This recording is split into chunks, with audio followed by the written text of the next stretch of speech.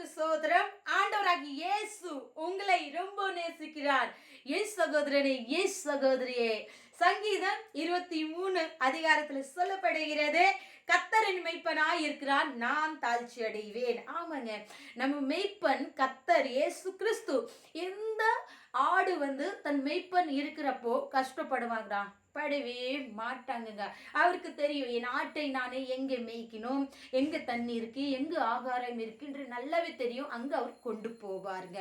அப்போ நம்ம தேவன் முழுசா நேசிக்கிறோம்னா, அப்போ நம்ம தேவன் மேல முழு நம்பிக்கை வைத்து விடுறோம்.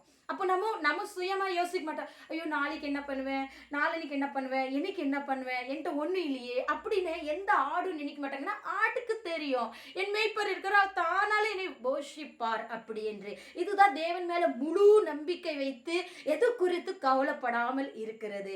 ஐ மீன், காட் பிளஸ்.